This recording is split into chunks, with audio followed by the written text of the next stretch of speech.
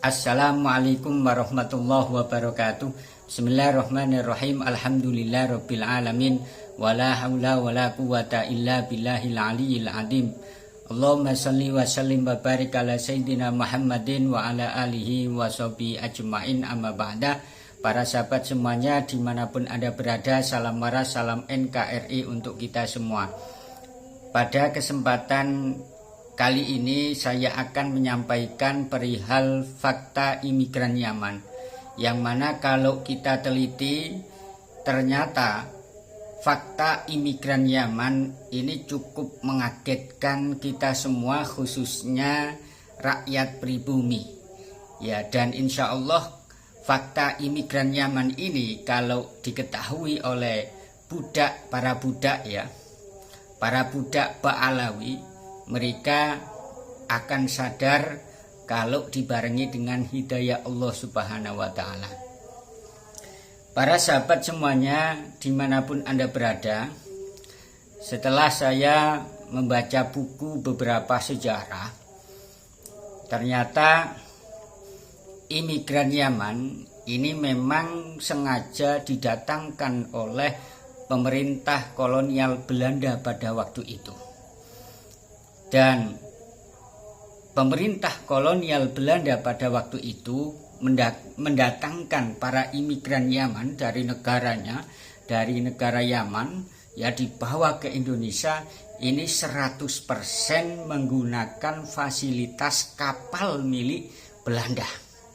Wis pokoknya imigran Yaman tinggal manut begitu saja, ya, tinggal manut gitu saja.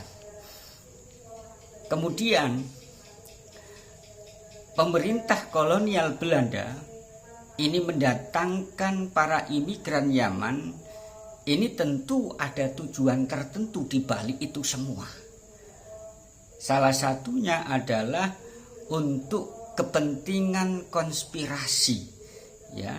Jadi imigran Yaman didatangkan oleh pemerintah kolonial Belanda untuk kepentingan konspirasi, ya, melawan atau melemahkan pergerakan perjuangan rakyat pribumi pada waktu itu.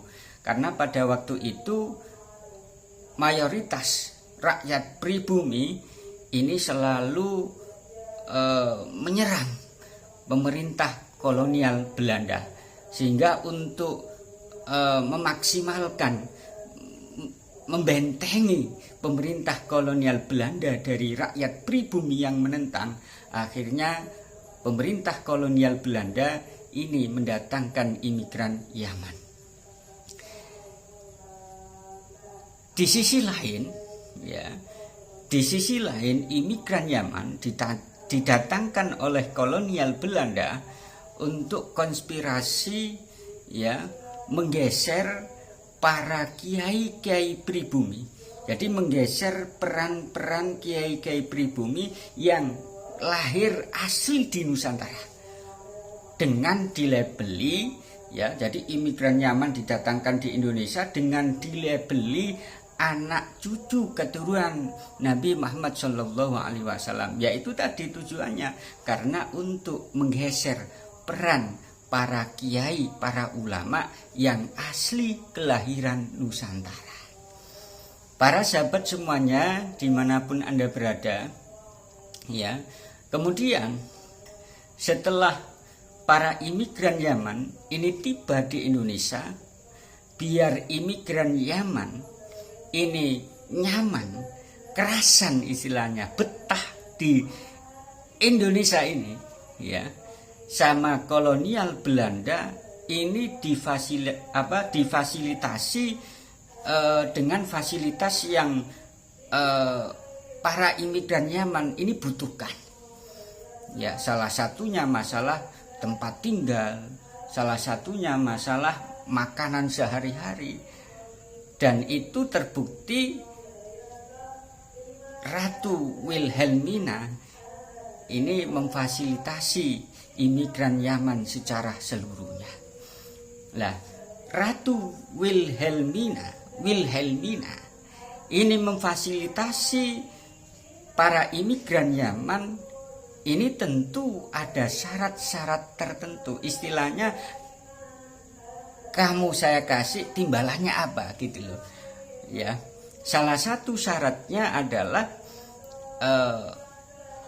Utsman bin Yahya ini kan akhirnya mengeluarkan fatwa haram bagi rakyat pribumi ini untuk memberontak pemerintah kolonial Belanda pada waktu itu.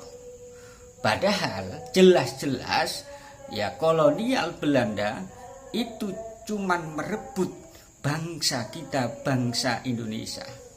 Ya berarti Utsman bin Yahya beserta imigran Yaman yang lain ini tentu dengan jelas membela pemerintah kolonial Belanda dengan mengeluarkan fatwa haram bagi penduduk pribumi untuk memberontak pemerintahan kolonial Belanda pada waktu itu. Ya, kemudian di samping mengeluarkan fatwa haram memberontak pemerintahan Belanda pada waktu itu, imigran Yaman didatangkan oleh Belanda ke Indonesia untuk selalu mengintai pergerakan perkumpulan para kiai-kiai, para ulama-ulama Nusantara yang menyusun strategi untuk bagaimana caranya mengusir Belanda. Yaitu, jadi istilahnya mata-mata lah, untuk mata-mata. Dan akhirnya imigran Yaman ini karena fasilitasnya ini dipenuhi oleh kolonial Belanda pada waktu itu, khususnya dipenuhi oleh Ratu Wilhelmina, ya.